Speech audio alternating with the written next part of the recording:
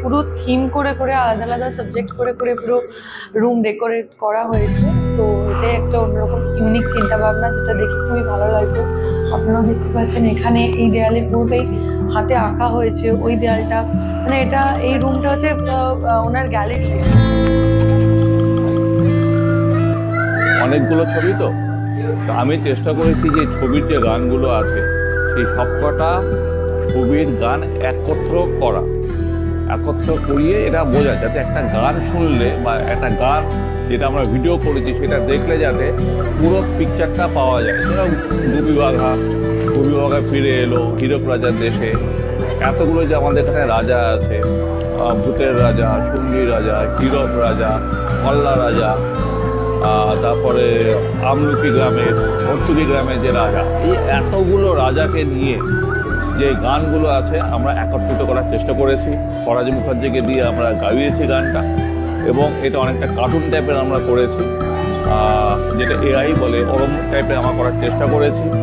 আজকে তো এটা লঞ্চ হলো, সত্যজিৎ রায়ের আজকে জন্মদিনে আজকে আমরা দুর্গাপুরেরও জন্মদিন, এর জন্য এখানে আমরা লঞ্চ করলাম। ফরাজ মুখার্জি এটা লঞ্চ করলেন।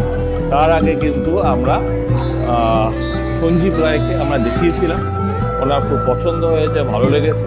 কিছু কারেকশানের কথা উনি বলেছেন, আমরা ওটা অবশ্যই কারেকশান করব। মোটামুটি আমাদের এই গানটা ভিডিওটা 90% কমপ্লিট, 10% ফরাজ মুখার্জির কিছু কাজ বাকি আছে, সেটাও হলে পুরোপুরি আমরা সোশ্যাল মিডিয়াতে এটা লঞ্চ করবো ফাইনালি আর কটা দিন পরে। আমাকে এর আগের বছরে একটা গান উনি আমাকে বলেছেন থিম সং করে দিতে, সেটা খুব ছোটো একটা গান। সেটা তখন এমন একটা টাইম ছিল যে একদম অলমোস্ট দুর্গাপুজোর আগে শুটিংয়ের ব্যস্ততা ছিল। তো তখন জিৎ আমাকে বলে যে এটা তো শুটিং করতে হবে, তাহলে হবে না, শুটিং কী করে করবো, মুশকিল। আমি বললাম যে জিৎ একটা ওয়ে আউট আছে, একটা রাত জুড়ে আমরা রেস্তোরাঁর ভেতরে শুটিংটা যদি করে ফেলি। তো বললো ঠিক আছে তাই হোক। তো সেইটা আমরা সারা রাত জুড়ে শুটিং করে ওটা কমপ্লিট করেছিলাম।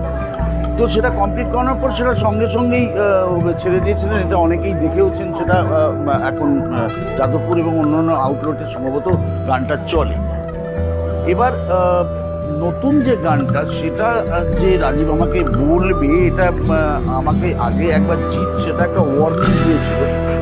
পরে আমাকে রাজীব বললো যে এটা একটা করতে হবে, একটা বড় করে সুন্দর করে। এমন বেশ, তুমি তোমার থিমটা কী বল।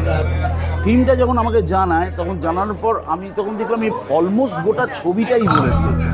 তাহলে আমি এত বড় ছবিটাকে এবার আর কীভাবে মানে করবো, সেটা খুব চিন্তার ব্যাপার ছিল। কিন্তু আরও একটা বড় চিন্তার ব্যাপার ছিল যে আগের গানের কনটেক্সটটা যাতে লোকে না ভুলে যায়, তাই আগের গানের কনটেক্সটে এই ভূতের রাজা দিল বর এটা আছে, আর একটা মিউজিক আছে, যে মিউজিকটা আমরা সেম মিউজিকটা রেখে তারপরে তার সঙ্গে গানটাকে করেছি। তো যাই হোক, মোটামুটি যতটা পেরেছি কভার করার চেষ্টা করেছি। একটা সীমিত টাইমের মধ্যে তো করতে হবে, তো সেইটা প্রায় 1.5 মিনিটের একটা গান কমপ্লিট করে সেটা করেছি। সেটাকে খুব সুন্দরভাবে ও করছে, রাজীব তৈরি করছে, এবং আমাকে বলেছে কাজটা করার জন্য। চেষ্টা করবো মাঝে একদিন কোনদিন সুযোগ করে ফাঁকে কাজ করতে।